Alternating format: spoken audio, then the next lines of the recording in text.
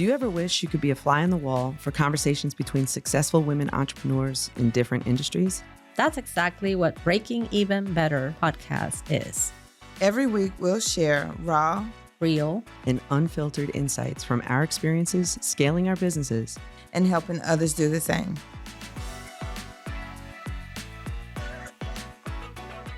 Hello, everyone. Welcome back to Breaking Even Better, the podcast where we bring you no fluff, real talk, and insights on running and growing your business. I'm Brenda. I'm joined here by Carolina and Trish. Hey. hola. Today, we're talking about a topic that I'm so excited about, and that is the Break-Even Analysis Masterclass. So get ready, get your pencil out, and let's just think through this thing, and let's figure out how you can break even and do it better. That's right. You got that right. Okay, so Miss Carolina, let's start with the basics. For anyone out there hearing break even, it's an expression we all use like, oh, we got to break even. And, we just break even. But if you really actually start to do the analysis, I know when I first started learning about it, I would zone out, and I'm sure I'm not alone. So Miss Carolina, do lead the way here and explain, what does it mean to break even? I love it because most small business owners don't have a clue. So here's what it is. Break-even point is the number of sales you have to generate to cover your expenses, period. Anything above that is profit. Mm-hmm. What becomes difficult is knowing what that number needs to be. Mm-hmm. So that's what we're going to talk about today. So knowing your numbers helps make smarter decisions, like setting the right prices, scaling up, and avoiding unnecessary expenses. All right, so let's use an example. Your fixed cost is typically your rent, the salaries, and your utilities, and they could be anywhere from $3,000 to $5,000 a month, most likely. You sell your products at $20, but your variable per unit cost is $8. Carolina? Help us out here. You want to break it down? All right. So what does this mean? You have to know what those fixed costs are that you have to pay every month, right? Mm-hmm. Like your lease, all of this, like the electricity, all that stuff comes in every single month. That's your fixed stuff. Then you have to know, what does it cost you to sell that item or that service? That's the tricky part for most businesses, especially in the service-based industry, because most service-based industry are individuals like ourselves. We start selling our services, but we don't put a price tag on our hour rate, right? Or what's our value. Right. We don't put a price tag. And then we go sell our services and we don't even know what it costs us to provide that service. So having said that, let's make it simple in terms of, like, let's say the fixed expenses are $5,000. The variable expenses, which is the cost of providing that service, is $20. And then you have to get the fixed cost, divide that by the price per unit, minus the variable cost, and that's your break-even point.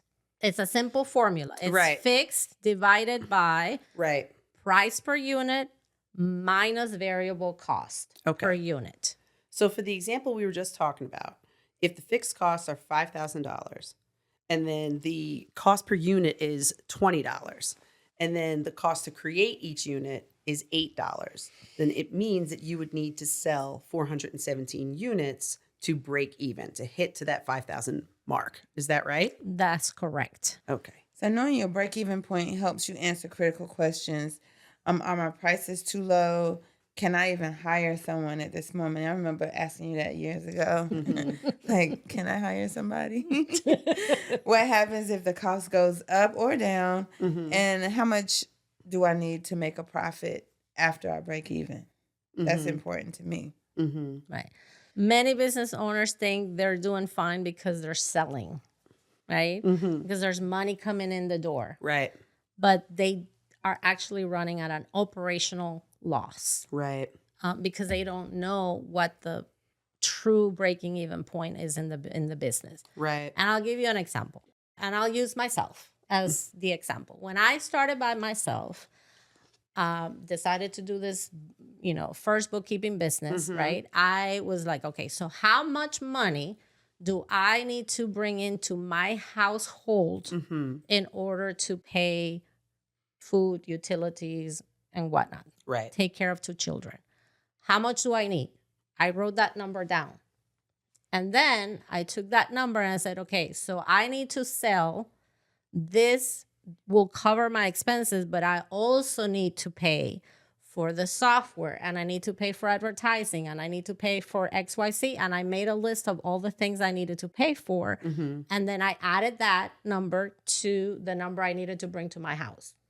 Now I had a total number that I was going to then convert that into sales. Because if I did that every month, at least, Right. I'm breaking even, That's right. right? And then I converted that number into units.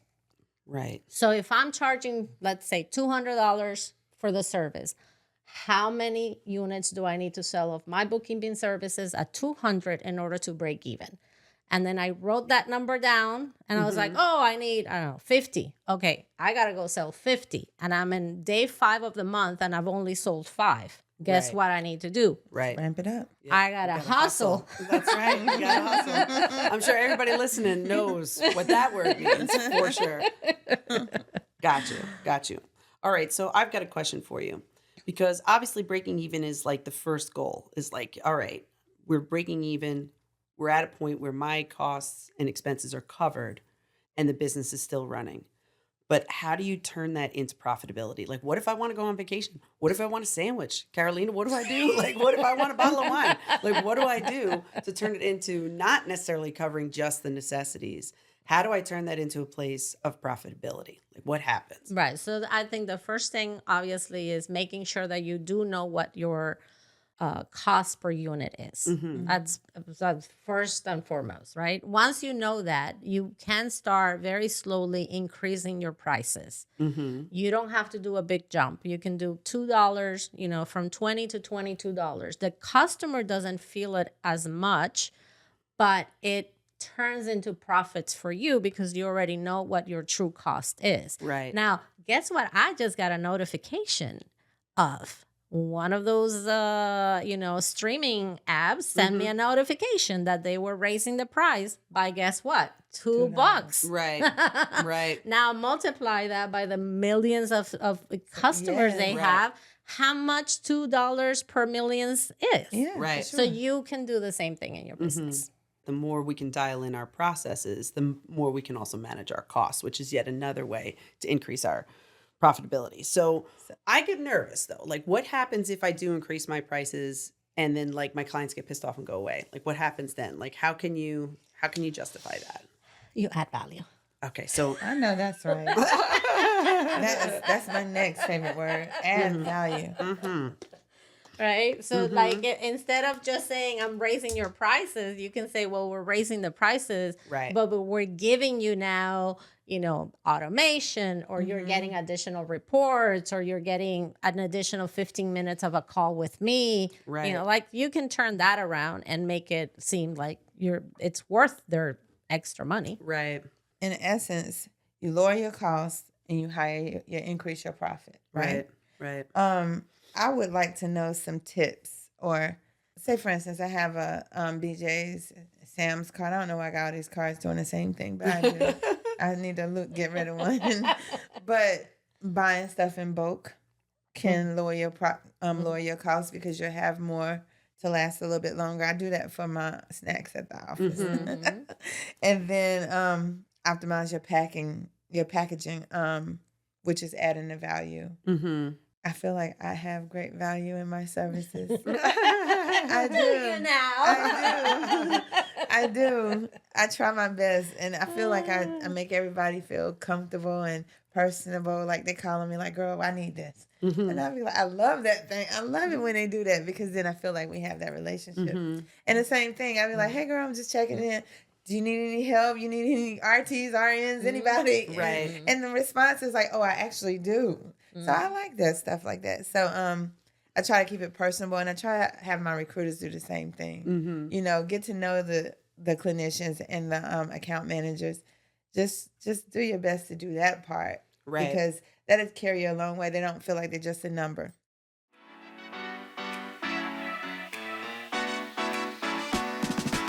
Entrepreneurs, feeling overwhelmed by your business finances?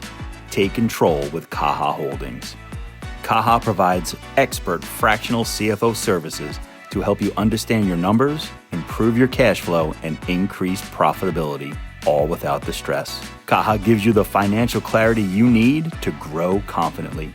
Ready to make smarter decisions? Schedule a free consultation at kahaholdings.com. That's CAJAHOLDINGS.com. Schedule a consultation today.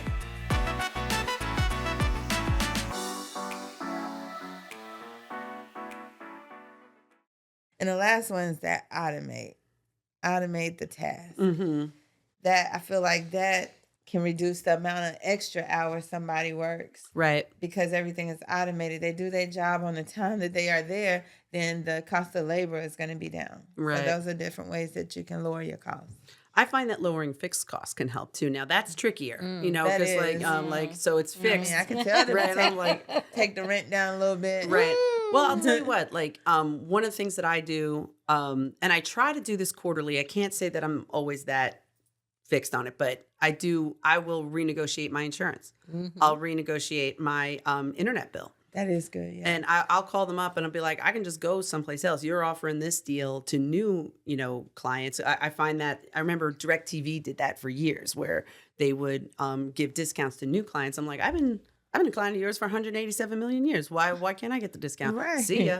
So I find you have to be willing to move, but I will negotiate, your more fixed costs, like insurance, like the internet, like my phone, things like that. Because even if it's just a small amount, or if they won't actually lower your per unit cost with the electric company or whatever else, they may give you tips as to how you can bring your costs down. Right. And I found that was actually pretty helpful too. And then of course, and we've talked about this quite a bit, and I've really gotten very fastidious about doing this, which is audits. I don't do them quarterly, I do them monthly. I go through because sometimes in my industry, there's all kinds of new software. Every 2 minutes, there's a new software. Sometimes the software I have will also add an additional feature. So what I'll realize is that one software might add a feature which now renders another software I have as a redundancy. So I'm like, I was like, okay. So a lot of times I'll let that run for a month or two and say, all right, is it just as good? And if it is just as good or if it's comparable on some level, then I'll ditch the other one. Right. So it does take a little bit more of an operational look at it, which was not always my favorite. That was not the role I always wanted, Yeah, I but dread that. it was but my favorite role is making more money. So that's like my most favorite. So sometimes that looks a lot like going out and hustling and making sales. And sometimes that looks like plugging leaks. Right. It kind of looks that way too. Right. So, and I implemented this well before COVID, which is we went digital and we went remote. I think it was in 2018. We had our office, like off of Montford, and we were up in a high rise, and it was great. We had a beautiful view and stuff like that. But everybody preferred to like have that hybrid work. And again, this was all before COVID, so we went virtual, and I can't even tell you how much that saved. And we were saving, I think it was $2,200 a month we saved just because we didn't have the rent, we didn't have the electricity, we didn't have to drive there, all that stuff. So it was a huge difference for us. And again, yes, increasing, getting closer to that break even or that profitability standpoint. Sometimes it looks like sales, sometimes it looks like cutting your costs. You got to look at the whole thing. You do. You can't just look at one area of the business and think, okay, I figure it out. I have found that some of the clients run their businesses out of their checking account. Oh my gosh. How much money's Yeah. coming in, and that's how they're making decisions. And I'm like, oh no, like that's crazy. Because that's not the reality. That's not Right. that's not profitability. I can honestly say that I have been running my business for 12 years and I have always been profitable every single month. I've never gone red. I've always been profitable because my mindset is I need to keep an eye Right. on the expenses and the costs so that I can see what kind of sales and what kind of add-ons I can upsell to my existing clients instead of looking for new clients. Let me upsell. Agreed. Like, you're already here, you're already happy with what we're giving you. We got Right. more to give you. That's right. And so I think that's why I'm profitable every single month, because Right. oh, guess what? Oh, we can do that for you. Oh, no worries. Our team can handle it. Right. And now we're adding on, and now the clients are more dependent on the Right. services because they know it's one-stop shop. They get all the services, they get the attention they need, because we are very much, customer centric. And it allows for profitability to happen a lot more organically Right. than having to chase the dollars. So there's a book called Good to Great, and they have a story about Walgreens. And what was really interesting about Walgreens is it started just as a pharmacy. So they were only selling, medications and stuff like that. But what they realized was getting people in to buy, the medications that they needed. Sure, that was great and it was profitable. But what they decided was when you go and you pick up and you fulfill your medication, you're going to be in the store for a couple of minutes, right? You know, it's like you go to pick up your drugs, you're going to be there 10, 15 minutes. So what they chose to do, and this is just so brilliant, was have convenience items there too, like milk, like eggs, although they're, you know how eggs are right now. I'm not even going to go there with the eggs. Let's not get into that, please. But like, Band-Aids, or just little things, coffee, things like that. And what they did, rather than necessarily increase the amount of people that were coming into the store, they increased the amount they were spending when they were in the store, because it's always easier to sell an existing client than it is to try to get new clients. And then you don't have to onboard them because they're already onboarded, and you don't have to sell them and let me set you up on payment and stuff like that. It's so much easier to do it that way. So I completely agree with the idea of cross-selling and stuff like that. Not only that, but if you do it in an appropriate way, it also feels like it's a higher touch. So they feel like they're more connected to you as well. So I found that not only are you right, Carolina, but even larger corporations have kind of caught on to doing it that way. So I love the idea of, your higher value and focusing on that kind of stuff. I also find too, that when you have a service that you're already offering, your margin can get better because, again, you're not reinventing the wheel. You're not doing something new where it's like, oh, we've got this new client, we've got to change this. So the margin gets even wider there. So I wanted to talk about COVID. mm-hmm. When healthcare staffing, COVID was amazing. We had a phenomenal year, right? But then when things went back to before COVID, a lot of the healthcare facilities went to before COVID. Right. Like they cut that thing more than half. So now you have clinicians that were being paid hundreds of dollars an hour having offers of 50 and 60 an hour. And that's been, so after COVID, everything went back down, right? However, the insurances and things that you had mentioned went up. And one of the things I dealt with last year was trying to find all new insurance, from general liability, professional liability, malpractice, everything we needed to have. I had to do it all over again. That's the biggest headache ever. Yeah. But thank goodness it was so worth my time, because I found a phenomenal insurance guy and got me in packages that were fit for a staffing agency. And that didn't go from, I was paying like 20,000, and then a lady said, "Oh, it's gonna be 30,000 more." I'm like, "No, it's not." Right. Not with these after COVID money. So I found a guy. He was able to get me great insurance policies. I'm never leaving him. If he's, as long as he's alive, I'm staying. I am staying with him, because it's just the work that he did for me and the amount of money he saved just by thinking outside the box, and me willing to change, because I dread change and stuff like that, those fixed costs. I dread it, but I needed it so bad. Right. So if anybody is like me and dreading fixed costs, just take a look at it.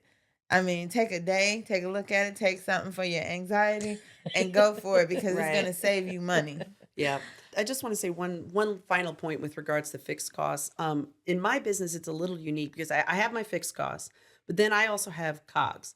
And COGS meaning cost of goods sold. Now, technically, I don't sell goods, I sell services, but they're still kind of considered COGS. So sometimes I use part-time help, like vendors and stuff like that, depending on the project. And what I have found is that the interesting thing about cost of goods sold is it goes up and down depending on how many goods or services you sell. So one of the tips that I figured out along the way was when I was separating out accounts, because I know we like to use profit first. I know we haven't touched on that much, but separate accounts. I know we will. Oh, I know we will. Separate accounts in my bank account that are, I have one, my operating except, Right. for my standard stuff, and my salary comes out of my operating expenses. But my COGS, I've actually separated it out. I used to have it as part of my OPEX, and then I'd have to kind of like sort through it. And what I found is that pulling out the COGS actually helped me figure out keeping my operating expenses were pretty much the same, Right. like, some variability, but not much. And the COGS expanded and contracted, but the way I siphon money into it is because that's going to go up because I sold more. So that's going to go up, but it makes sense. But I'll tell you that like it offered so much clarity so that I could actually see. So I wasn't like freaking out like, oh, am I going to be able to pay it? So it's just, I wanted to point that out because it is a little bit different. Again, kind of coming back to the break even piece of it.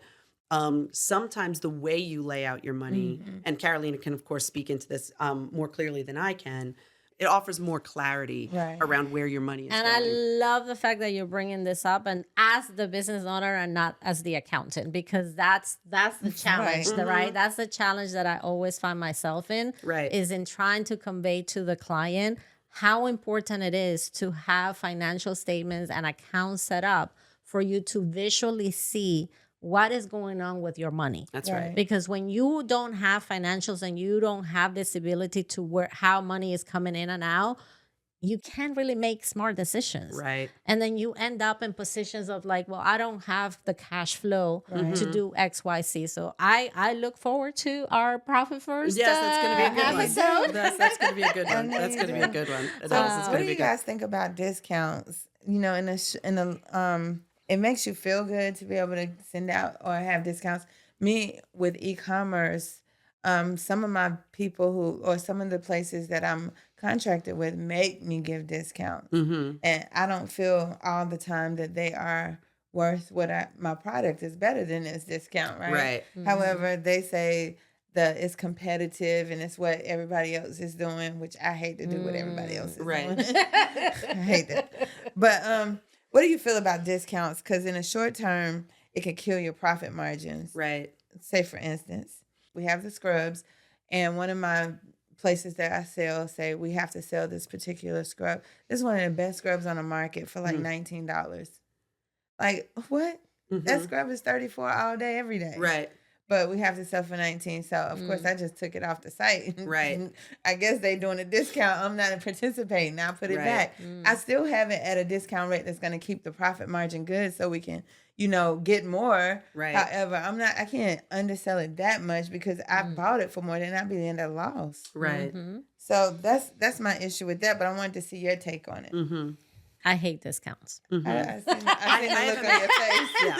I have mixed feelings on it, but and I think that we should dedicate an episode to discounting. And do. the pricing structure should be an episode we focus So on. it's different between service and Yes. It is. It's products also and stuff, but- the market matters too. Right. Like luxury That part. versus, Right, that so part. like you don't That- discount yeah. luxury. Right, that part. So I hate discounts because I do think, especially if it's in the service, not on the products, but on the service side, like it devaluates your expertise and Right. what you bring to the table. Right. So I'm not for discounting. I am from bundling. Yes. I am from bundling. I rather give you 2-3 things that you feel good about paying for, Right. rather than give you a Exactly. discount.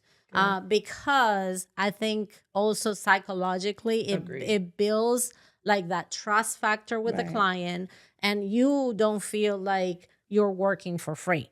That's right. So it's like, I think the best of both worlds, but it is very different for actual products that you Right. sell. If you're competing in a very competitive market, it's really hard. So you have to consider what your Make those hard wholesale, decisions. what the wholesale cost is, to figure out if you can afford to give a discount, but also, do you really want to get yourself into a negative profitability Right. just to sell that one product? No, and half of the time they don't want to charge people for shipping.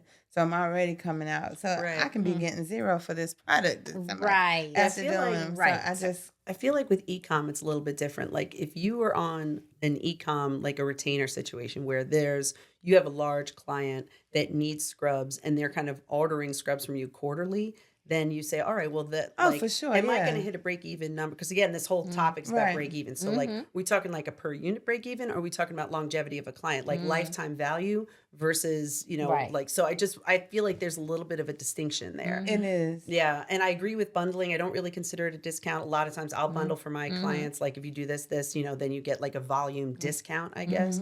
But again, is it the lifetime value you're working at or the per unit? And again, I think it depends on, like for us, I would consider a product like a website. Like when we build a website, it's really a finite cost.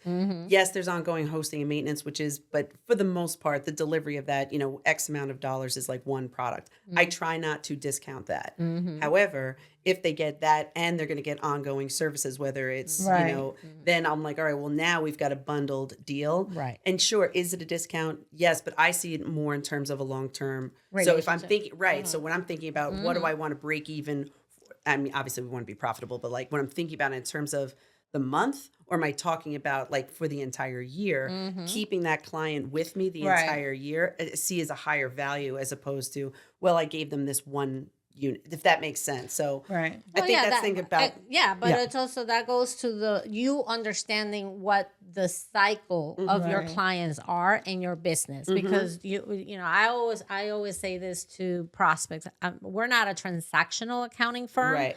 I'm not here to just like to do your taxes. No, thank you. Right. I'm here to do the whole thing, Right. which means you're going to be with me for at least a year. That's right. And then that's where my pricing comes into play, because Right. I'm thinking not in the month of like breaking even. I'm thinking for the year breaking Right. even, but knowing Right. what my cycle is, which is in the case of you building a website. Right. Very different than Right. you selling Right. E-com products. is its own thing. Uh-huh. Right. Very different. Right. I get exactly what you're saying. And Right. it is a distinction. And I was thinking while you were talking that for the hospitals I have a direct connection with, because I work with a lot of MSPs too. Remember to let us know if you need to know what these acronyms are. I need to know what an MSP is. What's an MSP? Managed service provider. Oh, okay, So got you. It's like a middleman. Got you. And but when I'm working with the direct hospitals, those hospitals I've been working with since probably 2012, 13. Right. And we still have that relationship. Now for them, for sure, I do whatever I can, because I can always call them. Them the ones that be like, girl, I need this or whatever it is. So I would go above and beyond. But the MSP is so automated that everything is online. I don't talk to them. Right. We just communicate via text and email. Right. And do it that way. We can't, it's not like I have that personal relationship. So Right. it wouldn't be much of a bundle there, right? But with the hospitals, yeah, I can do this, and I can get you this one and this one and do this. I know, I get what you're saying now, and I like the word bundle better than discount. Much. And I think I you like could probably that. bundle Right. too, especially with product. Right. And if you have like that high end product, fantastic.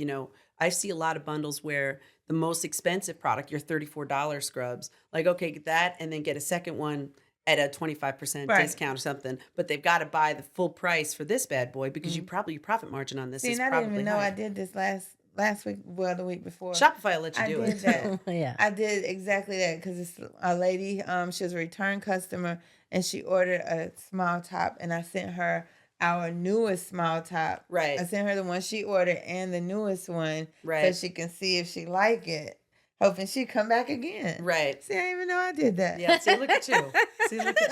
I would try to get into relationships with people, especially in your case, where it's not just the individuals who are buying the scrubs, but like, and Yeah. maybe you do this already, but like pair with the hospital and say like, have your nurses or your, medical care people buy through me and then give them a discount, give them the Right. hospital discount, girl, all day. Now you're Yeah, talking yeah. volume. Right. Because Yeah. like that's, Right. again, that's a bundled deal. It's a volume discount. So I feel like that's a little bit, And I hate complicating this because I know, but every situation is a little bit different. Like, Right. you know. No, So, you're absolutely right, but I don't handle that part. Kay handles that. right. Yeah. So I'm gonna make sure he listens to this segment. Right, that's right. You make him call me and be like, all right, boo-boo, we're going to do this together on the phone. I mean, that's why you're the marketing That's guru, right. Because there are okay? ways, and again, to your point though, psychologically, how the pricing comes across, people want to feel like they are getting a deal, but they also don't want to pay. They don't want it to be cheap. Right. So it's right. because the game of it's not price, it's value. It's Is value. really the And key. So comfort, and you know, it's Right. all the things. because I think there's value in comfort too. I think that's why selling clients that are already your clients, they're already comfortable with you. They're Yeah. easier to sell. And why I'm so willing to bundle packages for them because I'm like, and I'll tell you right now, the clients I have fired, and you know who you are out there. You absolutely know who you are. Yes, you do. You do. Yes, you do. And some of you get a PITA tax, and you all know what the PITA stands for. Yes, you do. I'm not as willing because I don't want to continue the relationship, or I'm like, the relationship is fine. I don't need to expand any services. Yeah, But for the most part now, all the clients I have, I love. But, you know, once in a while, you'll get a whammy or whatever. But I do think that, you know, offering up that value to those existing clients, I don't see that as discounting. I see that as relationship investment. Right.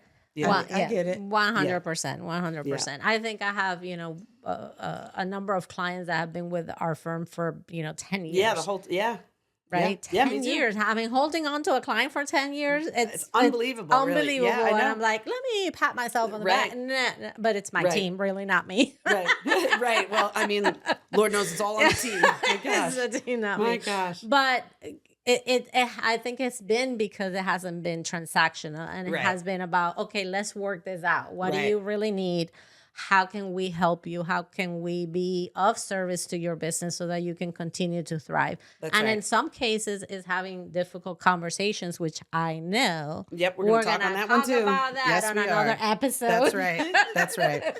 So should we start like landing the plane on this one? I feel like we're good on here. So I want to talk about a couple of mistakes that maybe we should be trying to avoid. Okay, so I know that we already touched on this from a break-even standpoint, but costs are really where businesses go to die. It's not so much sales. They say, you know, I remember, I think it was Mark Cuban that said like, sales cures all ills. And it's only a partial statement. I think he's like even partially misquoted on that because it isn't, it's not going to solve everything, because if you've got holes in the boat, doesn't matter how fast you paddle, you know what I'm saying? Like you've got to block those things. So again, regular audits, of your cost, doing a cost analysis and how much, and then also tied to like your pricing, but make sure that you're going through your costs there.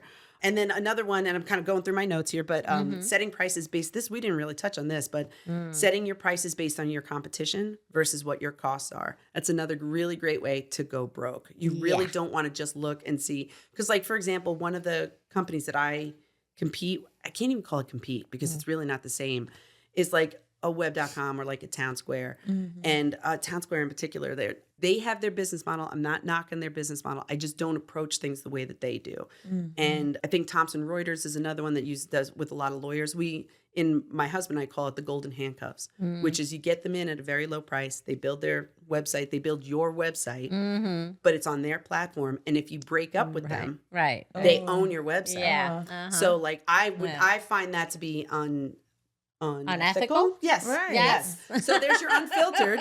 I think that practice is mean and unethical. It's I get a little frustrated because I do feel like it's kind of like being one of those MLMs that tells these people that they own their own business. It's like, no, that's you're a another salesperson episode, for too. yourself, but that is not, you don't actually own it. If you're not the one in charge of payroll, you're not paying taxes on the business as a whole, it is not your business. But that's another story. Another episode. That's another episode. But looking at your competition, you're much better off. And again, we'll touch on this on another episode too, but you're much better off separating yourself from them, not necessarily trying to price like them. You have to go by your costs and not by your competition. 100%. And then like the last one I've got on here too is not adjusting for inflation. And oh my gosh, man, is that crazy. I got to tell you right now too, especially in my industry, the software prices are all over the place, all over the place, expanding and contracting. Yes, and they it's really wild.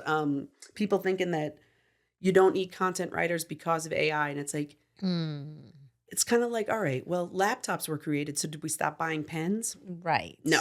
It's just another tool. AI is just another tool. It never really gets rid of. So everyone's like, oh, are you scared of it? I'm not scared of it. There's just, like an adjustment. But it does change the game, and inflation and it does kind of impact the pricing of what I need to charge, but that's all right. That's another thing people have to pay attention to. So here's the thing about figuring out what the cost for your services, particularly in service.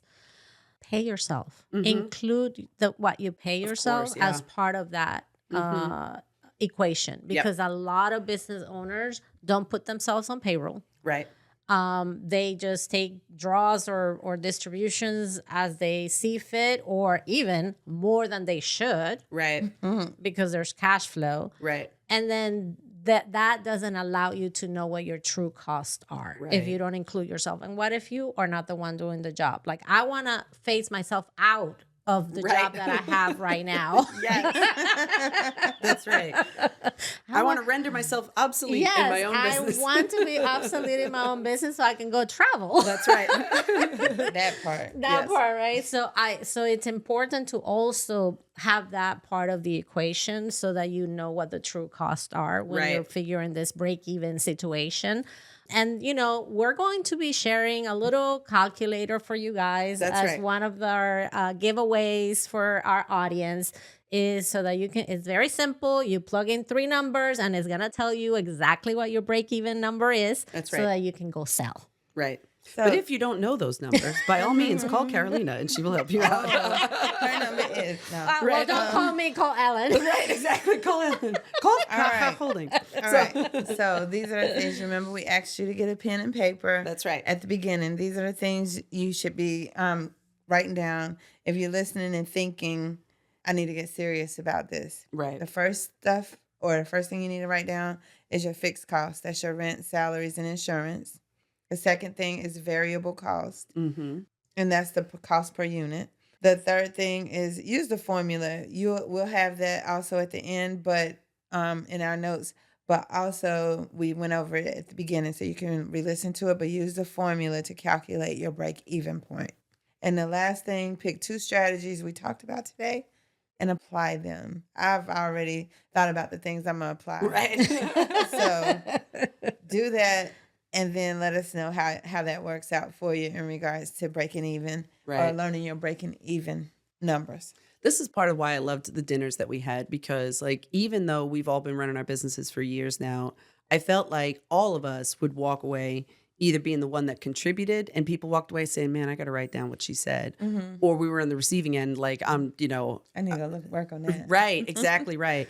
That's why this whole podcast even got started, because I really loved the fact that even as we were working, or just having drinks, drinks. We're having drinks.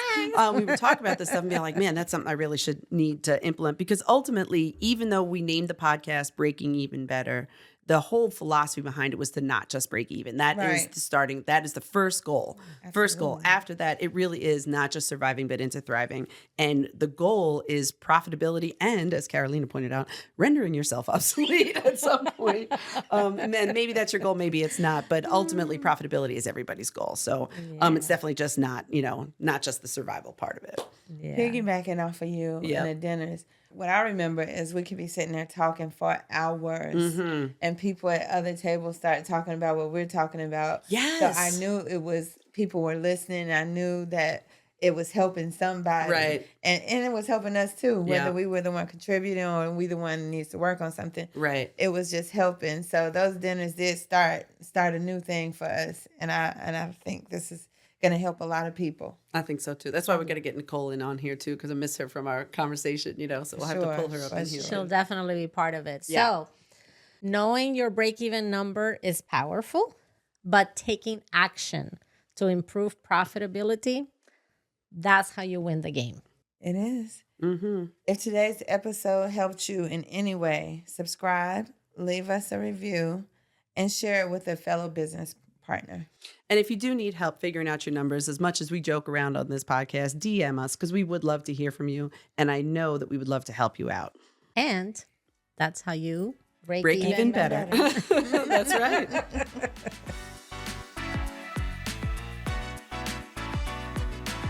Thank you so much for listening to the Breaking Even Better podcast. If you've enjoyed this episode, please take a minute to leave us a review on Apple Podcasts and subscribe to our YouTube channel for more content. To connect with our podcast or any of us individually, make sure you head to the show notes for all the links you need. See you in the next episode.